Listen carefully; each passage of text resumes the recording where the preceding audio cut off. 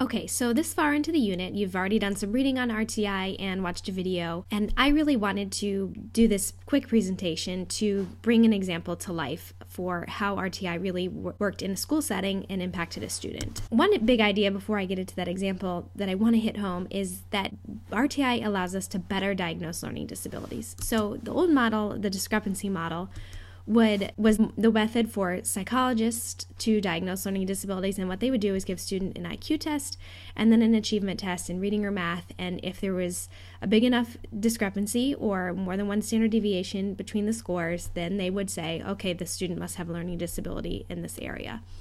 And what they found is that this truly isn't predictive of actual learning disabilities. And the unfortunate thing about this type of testing is that helpful interventions only came after the diagnosis. So this was not effective, especially for our early learners in grades K through 3, because they need intervention right away as soon as we see something that might be up with their reading or math. So I wanted to draw this to your attention, especially too, because private psychologists still do diagnose using this method. So I've had parents come to me saying, my child was just diagnosed with this learning disability, let's go to the public school and see if we can get some more services. And I have to really explain to them that it's not an automatic conversion. The public school in many states does require demonstration of RTI because we know that's the better way to diagnose learning disabilities, and I have to just prepare them that it might not automatically qualify them.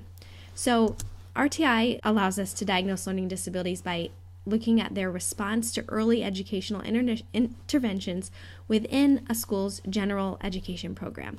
And this way, special education is ultimately reserved for the students who truly do not respond to those early interventions and actually need more specialized instruction. So let's look at this example from Chicago. This was a student that came to us in 4th grade, so I'm going to tell the story about mostly his 5th grade year, but this was some of his data. This is our reading universal screener, so this side represents fluency scores and this side represents comprehension scores. The student is represented by these blue dots, and these black lines are the benchmarks. These colored boxes are the student's peers. So you can see the student is well below benchmark, well below their peers, and obviously very much struggling in reading. Some other information about this child was that he was weighted privately before 4th grade. So he came to us with a diagnosis of dyslexia and ADHD combined type, so inattentive and hyperactive, and he had adjustment disorder, which was likely due to the divorce his parents were going through, which is why he came to our school. He was intellectually very bright, though. He had a high IQ, he had a fantastic memory, he loved building things,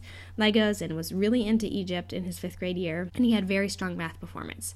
So his parents were recently divorced. It was very contentious, and this left mom with very few resources. And due to his ADHD, he also had very poor social skills. He was annoying, he was impulsive, he was always one-upping. That was his only go-to move at the lunch table, which really resulted in poor friendships all around.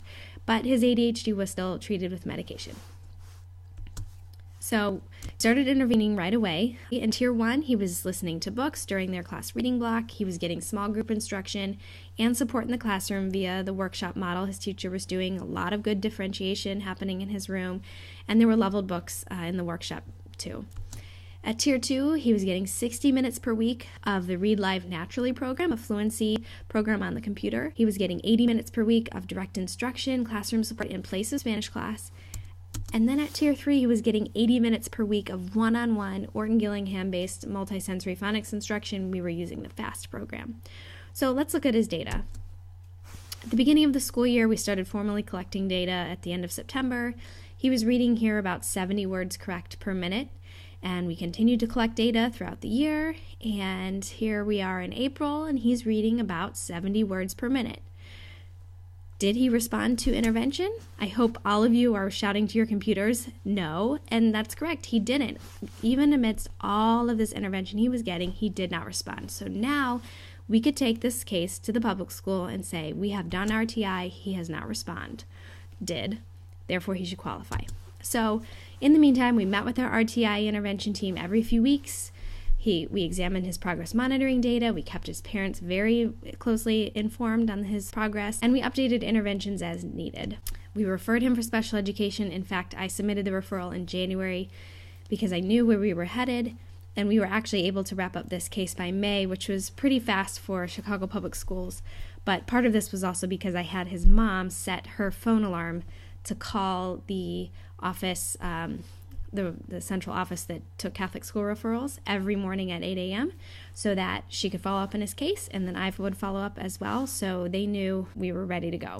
The public school agreed to do an evaluation with a school psychologist after we demonstrated RTI. They wouldn't even have looked at his case if we didn't have our data with us. And at the end of the day, he qualified for an additional 300 minutes per week of academic services and time with a social worker to develop some of those social skills that I had talked about from his deficits due to the ADHD. So this was a success story for him. The most intensive services were reserved for students like him, and that's why RTI is really helpful. So RTI in our Catholic schools is really important. We need to have some sort of model in our Catholic schools. This allows us to have the documentation needed to access our proportionate share of IDEA funds, and it also allows us to make database decisions regardless of whether or not we're going to be accessing funds. We need to be making decisions for students based on data. And ultimately, RTI is what's most effective for our struggling learners.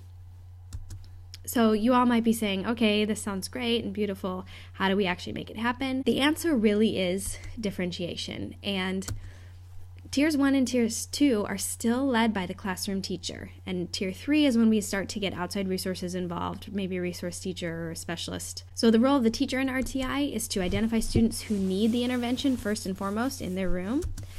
And then they provide the interventions for Tier 1 and Tier 2 again, and they can do this in small groups or individually, working cooperatively with other teachers. We're going to watch a couple videos about how teachers might do this in a setting. And they also are responsible for monitoring the effects of the intervention, of actually collecting data to see what the response is. And then they make the decisions for students about the need for more or less still in the classroom. And they're also responsible to meet regularly with interested stakeholders, so parents, others, teachers, the RTI team, school psychologists, consultants from public school, if there is one, always with the student's best interests in mind. The role of the administrator in RTI is first and foremost to empower the teachers to believe that they can provide the interventions to meet the needs of their students in their classroom. I think half the battle is just encouraging the teachers to believe in themselves to be able to do this. We're going to talk a little bit more about this in week 14 of this class. It's also to ensure that the system can teach all children in the first place, that there is a really strong Tier 1 solid foundation in place. And we're going to be talking about that a little bit more about that next week. It's also the administrator's role to ensure that there's a way to collect valid data to drive the decision making. If there's no way for teachers to collect data, then how could they possibly be responsible for looking at students' response to intervention? So we're going to be talking about data collection in week 10. And then finally, it's part of the administrator's role to support or lead a team dedicated to the efforts of RTI. And we're going to look at a team model in week 13 of this course as well.